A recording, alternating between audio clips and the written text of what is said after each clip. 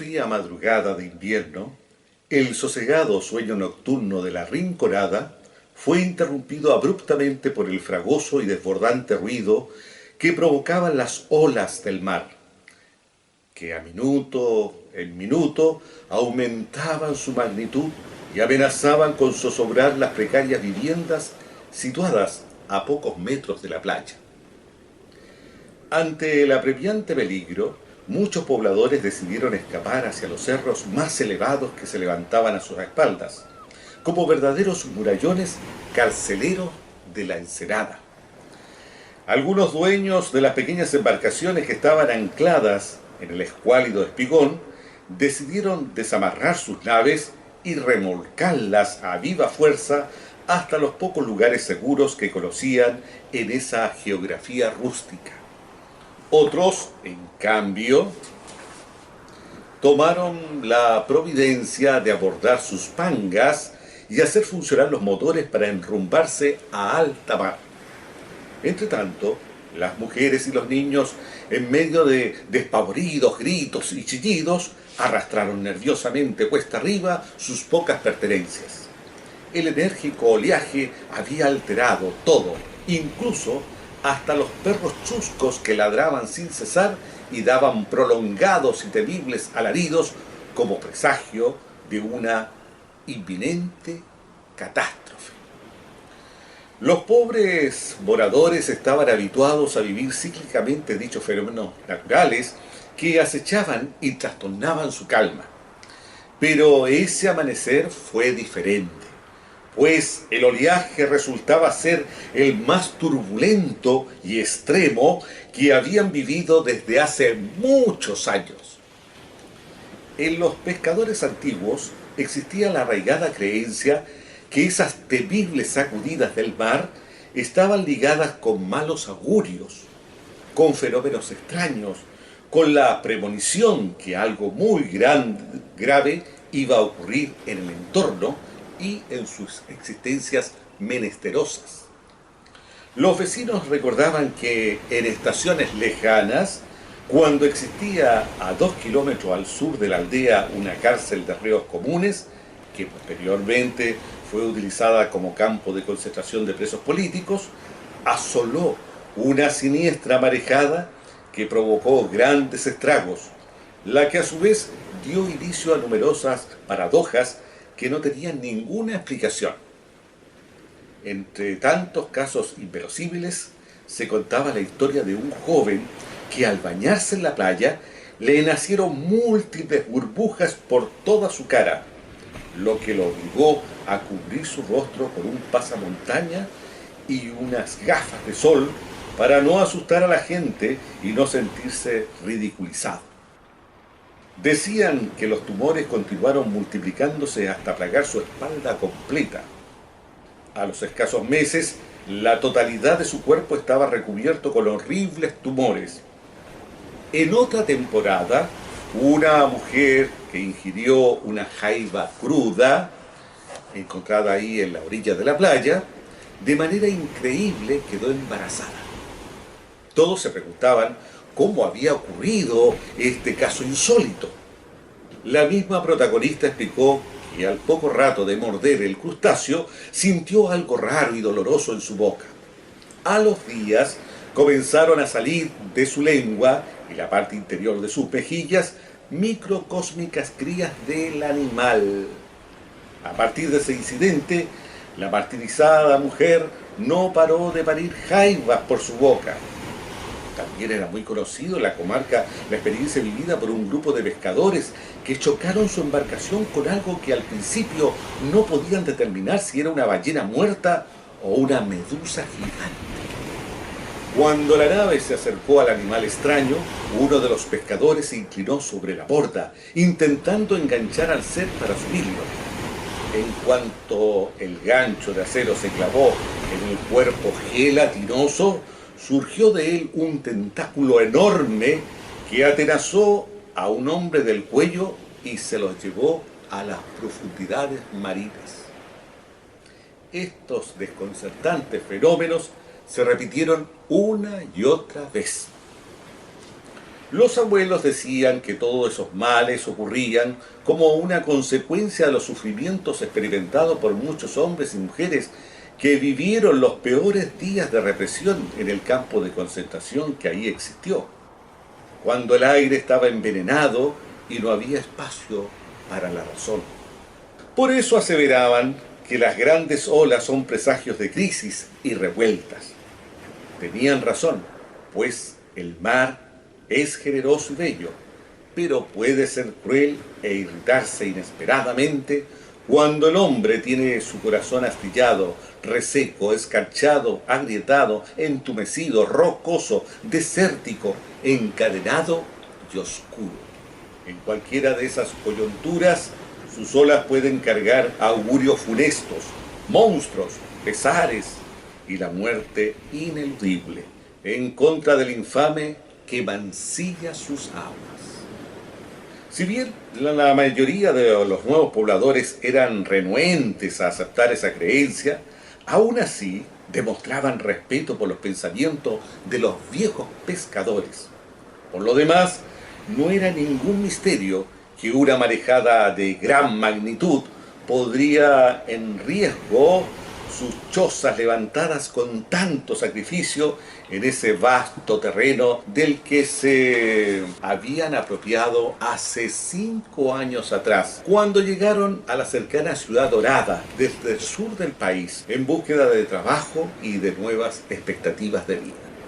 En medio del desconcierto generalizado causado por la fatídica marejada, se encontraba parado en la cumbre de una pequeña colina Gavirza, un viejo ermitaño, haraposo, perturbado y místico, que según contaba la gente, se había vuelto loco por culpa de unos sucesos trágicos que él había sufrido hace algunos años atrás. Pese a que Gavirza era un individuo esquelético y débil, gozaba de un gran vozarrón.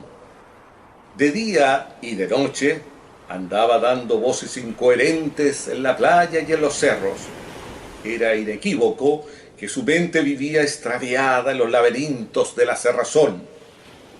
En esa amanecida, este personaje se detuvo a mirar el terrible oleaje e impulsivamente comenzó a gritar un mensaje críptico. Ha llegado el despertar de los espíritus más sórdidos, el amanecer de tempestades que abrirán las fosas donde se esconden las huellas de la putrefacción humana, los sacrilegios y las orgías de sangre que nos penan por los siglos de los siglos. La justicia divina no existe, solo reina la furia del hombre que nos devora los intestinos y nos desgarra los corazones. El mar sacude pañuelos de regreso para devorarnos los ojos, reventar nuestros cráneos, perforar nuestros estómagos, degollar a los bastardos, abrir las tumbas de los asesinos, profanar las prostibularias iglesias y perseguir a los verdugos. Ha llegado el día de hacer sufrir a Dios en nuestro propio infierno. Convulso por sus terribles juicios, se desplazó unos pocos metros donde se encontraba su escondrijo, construido de latones y cartones. Desde allí empezó a agitar los corderillos que sostenían desde sus cuellos a un sinfín de muñecas viejas. Algunas preferidas la había adornado con lentes oscuros y collares de caracoles. Ellas protegen de los malos espíritus que me merodean por acá, a veces comentaba. Bruscamente, empujado por un arrebato, el hombre se derrumbó como una criatura indefensa en un charco de lágrimas y estertores. En un ápice, detuvo su lamento y sin previo aviso se precipitó de cabeza por el despeñadero, cual si fuera un nadador de clavados. Su débil cuerpo rodó, dando tumbos y tumbos, hasta hundirse como un balón desinflado en las aguas revoltosas. Justo en ese momento, en otro cerro cercano, se encontraba Juan Chocano, más conocido como Chango, un antiguo pescador que gozaba de la mayor ascendencia en la caleta, puesto que era considerado una leyenda viviente. Cuando joven fue un humilde buzo que hace 40 años atrás había sido elegido para formar parte de la selección nacional en el Campeonato Mundial de Caza Submarina. En esa justa deportiva no solo había alcanzado con su equipo el sitial de campeón mundial, conjuntamente fue galardonado como el mejor deportista, gracias a haber logrado el mayor pesaje total de pesca. Para mala fortuna, como solía ocurrir con muchos hombres de esos parajes, posterior a su hazaña deportiva, la mayoría de las personas terminaron por olvidarlo, al punto que cayó en un lapso depresivo y se refugió en el alcohol, el que definitivamente lo condujo por otros caminos menos nobles, perdiendo por esta causa a su esposa e hijos. Más tarde, para sortear su desdicha, se afincó en la Rinconada para dedicarse a lo que él sabía hacer con maestría: pescar. Juan fue uno de los pocos testigos que presenció el arrojo suicida de Cavinza, una vez recuperado de la conmoción inicial que sintió al ver al hombre que caía desarticuladamente al vacío. Sin pensarlo dos veces, atinó a bajar corriendo la ladera para intentar salvar al infortunado.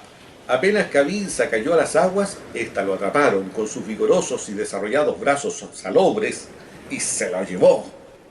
El desdichado, sin oponer resistencia, se dejó conducir por la corriente náutica para que lo llevara hasta el fondo de su lecho, donde encontraría la ansiada liberación. Dentro de su perturbada conciencia, intuía que en las aguas salinas se barajaban los rumbos del hombre, que esa gigantesca lápida de naufragio daría descanso a sus pupilas delirantes y sepultaría su sed de venganza. Para él, el mar era el único capaz de escuchar el dolor milenario de los hombres quebrantados. Imaginaba que en su regazo lleno de barcas, aves y peces renacería la esperanza de la humanidad. Cuando los violines navales dejaban oír sus hechiceros gemidos al viento y Cavinza iba a estrechar las poderosas manos del mar, sintió que por debajo de sus axilas unos brazos lo atenazaron y le doblaron sus miembros superiores hacia atrás. Era ni más ni menos Juan Chocano, quien se había lanzado temerariamente a las aguas para rescatarlo. Una vez que lo tuvo bien asido a su cuerpo, sin dar tregua, nadó y nadó hacia unas rocas escarpadas, cerca del filo de los acantilados. Si bien el fragor de las olas llevaba a ambos de un lado para otro y amenazaba arrastrarlos hasta las honduras marinas, Chocano hizo gala de su experiencia de eximio nadador para llegar, felizmente, a un gran peñón que estaba a los pies de los cerros y que todavía no conquistaba las aguas furiosas. Por cierto, el desafortunado pesaba más de lo habitual.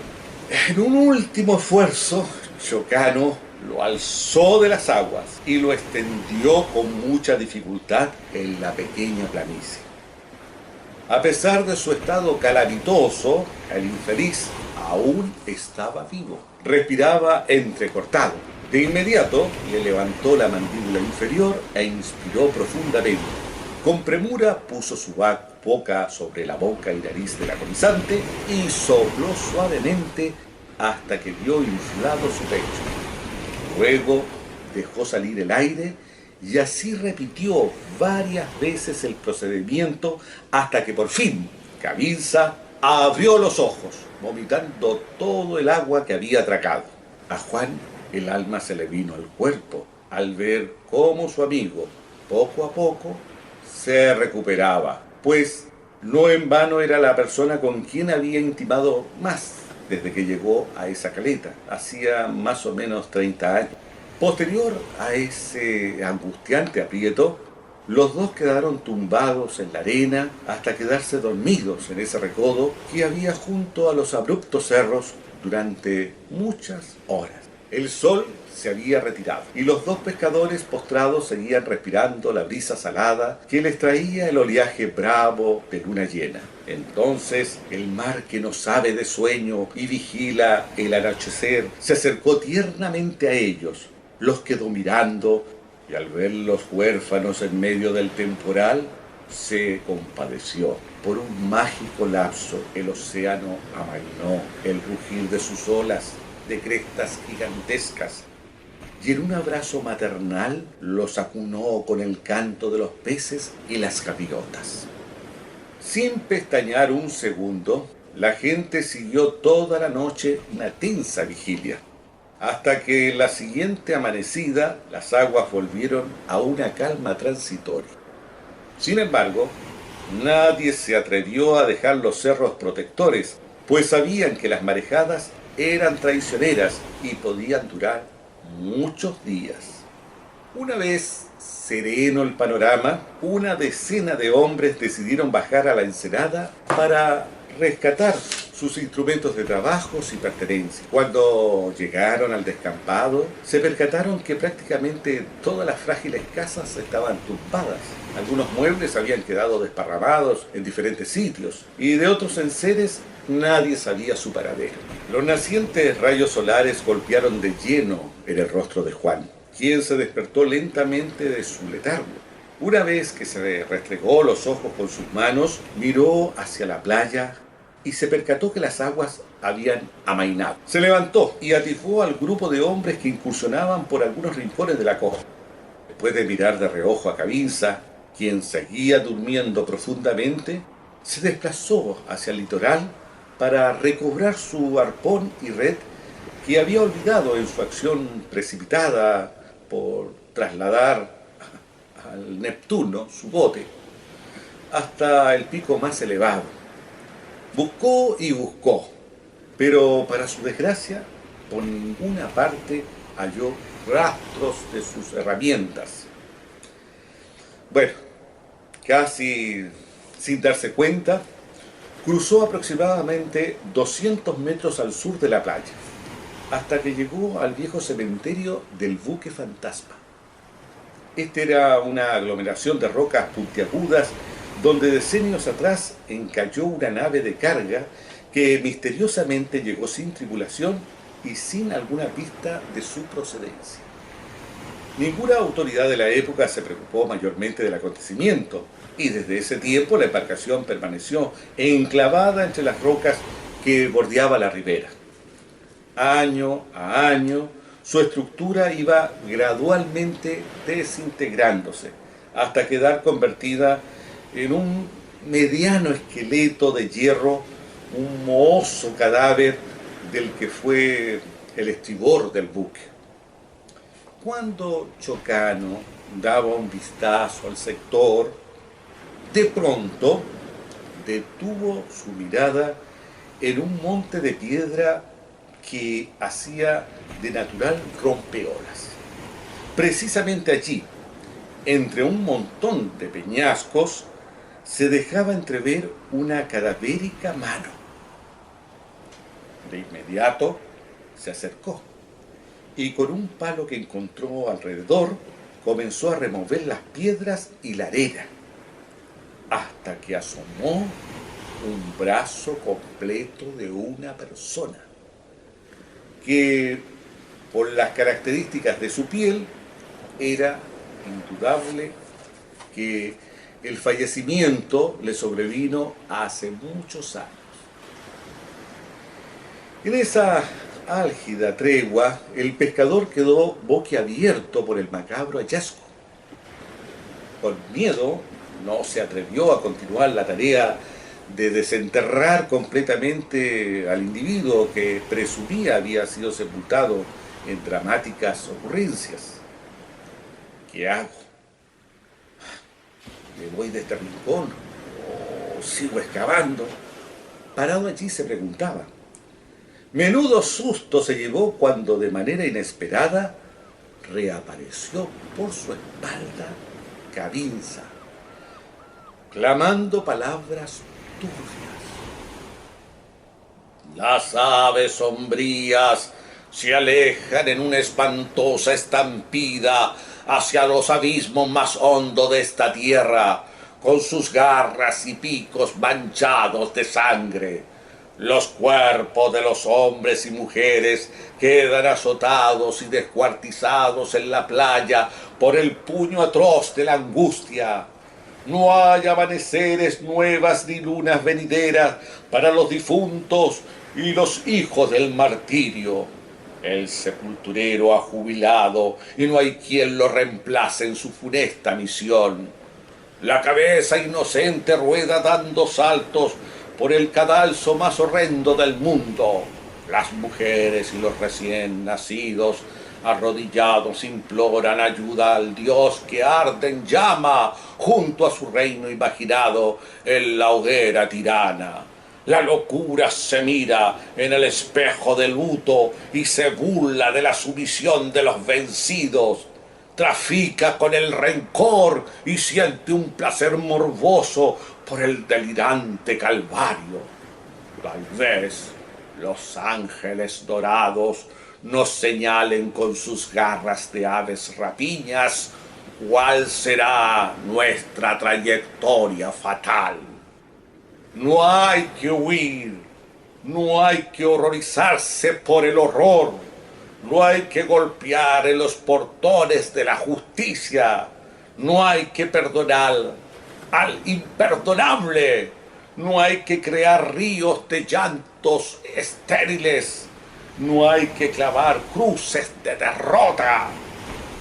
Hay que liberar a los caballos de la furia y convertir la venganza en placer y la destrucción en promesa eterna. De repente dio un alarido desgarrador que resonó violento en los acantilados petrificados. Cerró sus ojos y se arrodilló junto al cadáver. De su boca se escuchó el murmullo de una plegaria incoherente, mientras Chocano lo miraba mudo y expectante. ¿Quién era Gavinza? La verdad que poco se sabía de él. Juan era quizás el único que lo conocía mejor. Por boca del mismo Gavinza se enteró que fue recluido en el campo de concentración, en los aciagos días que corrían entre los ideales y la represión. Allí sufrió torturas y un confinamiento por el espacio de 4 años.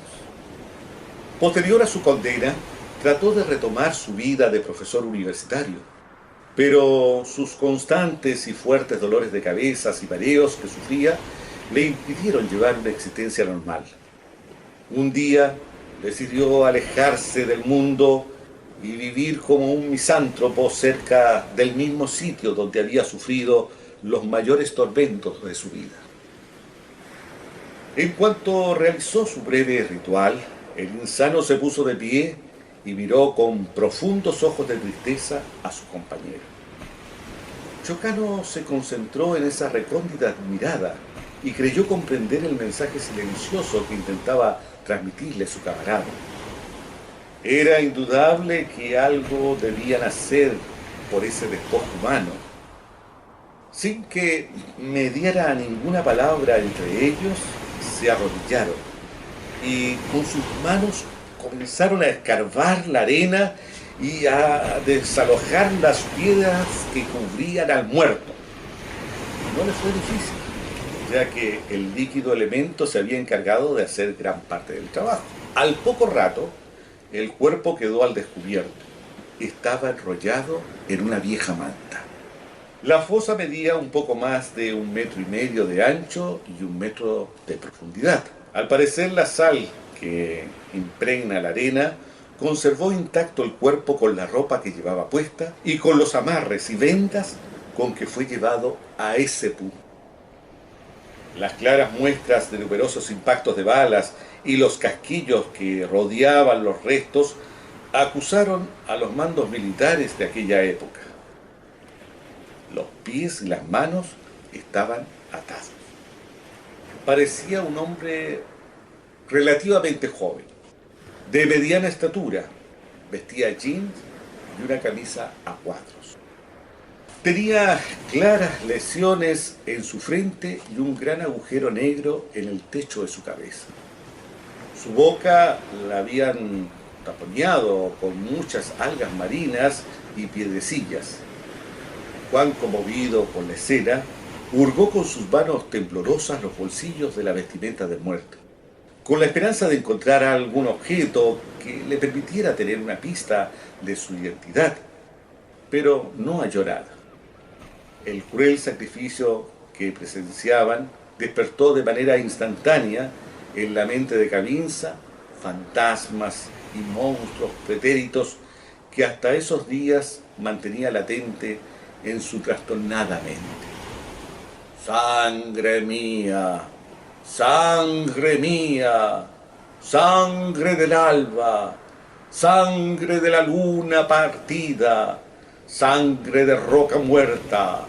¡Sangre clara y fértil! ¡Sangre de cantos! ¡Sangre de abismos! ¡Sangre, sangre mía!, balbuceó el ex profesor. Impensadamente las aguas tornaron a encresparse, golpeando furiosas y todo lo que había a su alrededor. El viento enloquecido tronó por doquier, como voces extrañas y cósmicas lebreles. Neptuno rugió como un dios indómito contra el hombre y su locura.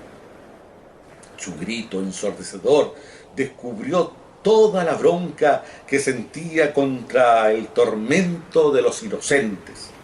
Las hordas de aves que revoloteaban por los aires gimieron desconsoladamente. Sus gemidos hablaban de muerte, de secretos, de dolor y de olvido. Ante la amenaza de tan endemoniadas energías, los hombres tomaron la decisión de sacar de inmediato el cadáver de ese sector. Tuvieron que valerse de la manta para arrastrarlo fuera de la fosa.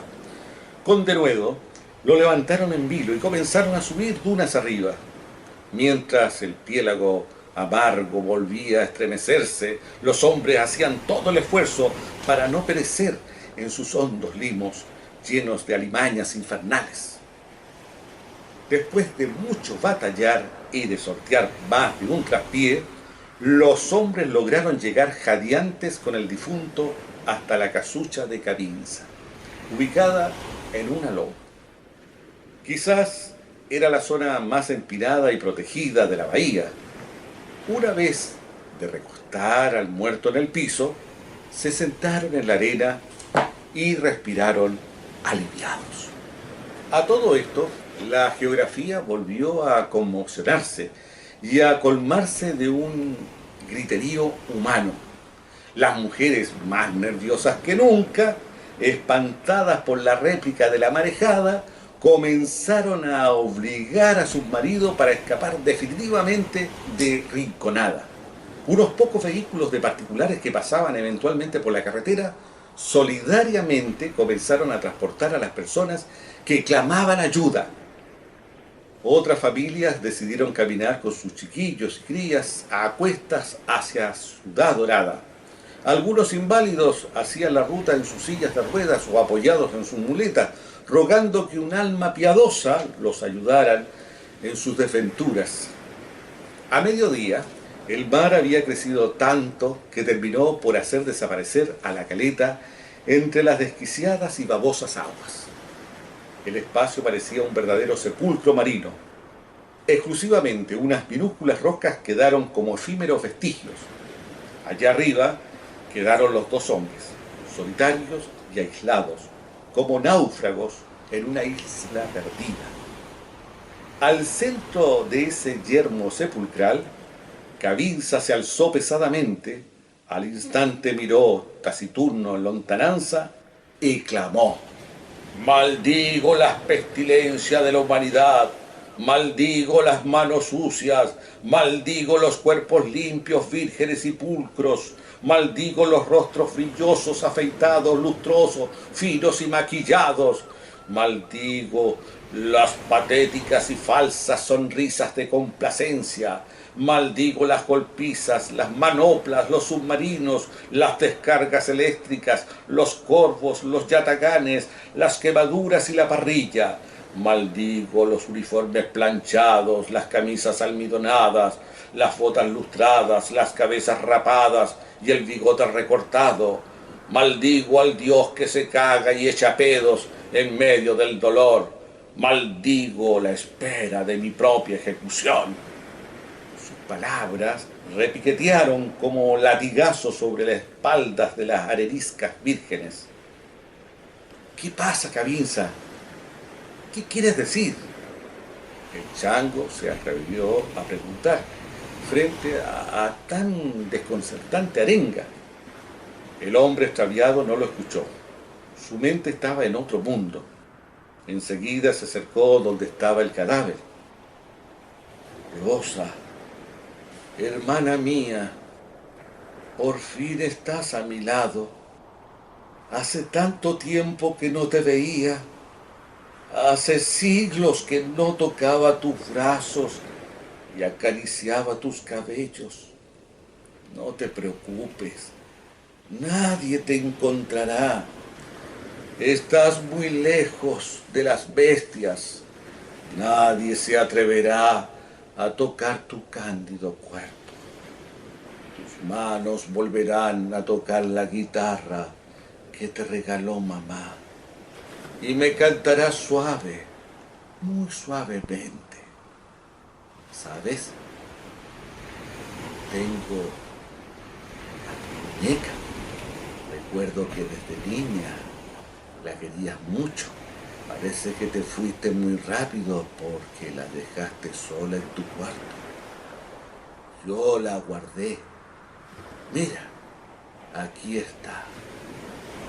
Le habló tiernamente mientras le acariciaba su cabeza al cadáver.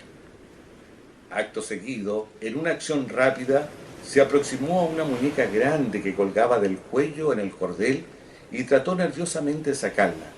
Pero, por más que intentó, no alcanzó su objetivo. Como era de suponer, pronto le sobrevino una mayor alteración emocional que lo hizo caer en un vértigo espantoso. ¡Carajo! ¿Por qué está colgada del cuello? ¿Por qué le hicieron esas heridas en su blanca piel? ¿Quién le quitó la respiración?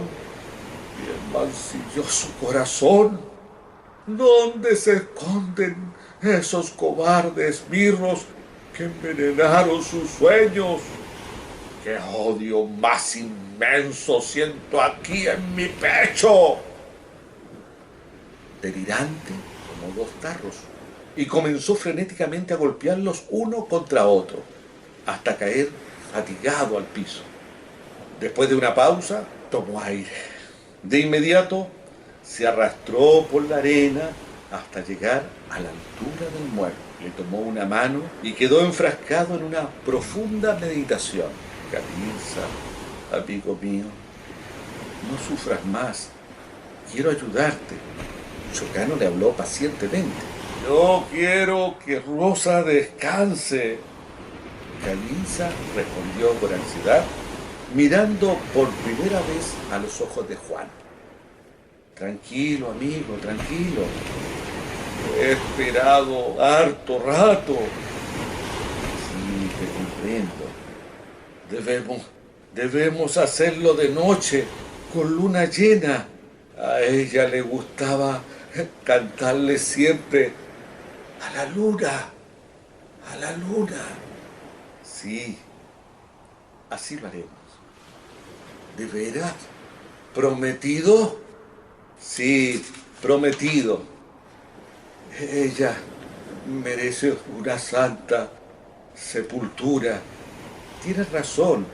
Ella necesita descansar en su tierra, contigo y con quienes la recuerda. Ahora reposa un poco, ¿quieres? Remató Juan. Al llegar la noche, ayudados por la luz de la luna, iniciaron la faena mortuoria. 2 tarros y una pala que guardaba el antiguo profesor sirvieron para hacer la tumba de un poco más de 2 metros de profundidad. A continuación agarraron con mucho cuidado al extinto y lo depositaron en el interior. Antes de cubrirlo con la arenilla, Gavinza volvió sus pasos hacia la muñeca de Rosa y esta vez, con mayor calma, la pudo desprender del cordel. Con respeto puso el juguete en el pecho del muerto y lentamente comenzaron a tapar el hoyo. Para terminar, apostaron en su cabecera varias piedras ordenadas en forma piramidal, como una pequeña apacheta. A salvo te tengo a mi lado para siempre. No estarás sola, no estaré solo. Hablaremos todo el día. Qué agradable es tener a alguien con quien hablar, en vez de hablar consigo mismo y con el mar. Te prometo que te pondré todos los días piedras de colores y cantaré tu canción preferida, la de Violeta. Rosa, Rosa, estoy en paz, estoy feliz. Finiquitó Gavinza. Sin tardanza, dejó escapar de su boca reseca y agrietada un sonido ronco y profundo que traslucía la emoción contenida que sentía al entonar la canción de Violeta Parr. Qué pena siente el alma cuando la suerte impía se opone a los deseos que anhela el corazón. La tonadilla se remontó por los vientos y se amplificó gracias al eco de los barrancos diamantinos. Entonces, como un suceso extraordinario, la masa de agua retornó a su cauce normal. El sol se levantó nuevamente en el océano. Las rocas púrpuras oscuras aparecieron brillantes como espejos inmortales. El pequeño muelle se agitó de alegría y los pescadores se internaron en ese gigante acuático, tranquilo y sereno. Todo volvió al equilibrio, a la vida. Al dar santa sepultura a los cuerpos maniatados, a las manos dormidas en las espaldas, a los acribillados a mansalva, a los ojos vendados, a las mandíbulas abiertas, a los enterrados con vida, a los asfixiados por el polvo de la perfidia y a las cenizas de la indolencia, el mar resplandeciente entró calmo al reino de los colosos. Desde aquella encarnada peripecia, el espíritu revivió en esa comarca. Los malos augurios se apresuraron por abandonar las arenas condenadas. Las bestias dejaron de alimentarse de la carroña. El mítico dolor dejó de hostigar a los vivos. Las tumbas secretas desaparecieron. Nadie más volvió a infectarse de monstruosidades y las vastas galerías arenosas se desnudaron para dar paso libre a las criaturas inocentes que aman la vida. Mientras tanto, junto a los cerros infranqueables, Gavinza continuó con su canto lastimero, al tiempo que Chango, con sus ojos embrujados por el océano voluptuoso, invocó en silencio al corazón del guerrero invencible para que apaciguara las manos y el corazón de su compañero, para que le ayudara a apartar las ciénagas de sus sentidos y hallara la felicidad proscrita. Ha pasado muchísimo tiempo, pero hasta estos días muchos pobladores aseguran que cuando despunta el ocaso, entre el celaje marino divisan a Gavinza y a Chango, sentados en la arena, al lado de su humilde barca, llenos de pececitos a sus pies. Sus rostros están girados hacia el horizonte y desde sus ojos destellan luces como si buscaran otros mares, otros fondos, otras alboradas. Y cuando llega la noche, sus negras redes se ponen a pescar y se eclipsan allá, en la lejanía.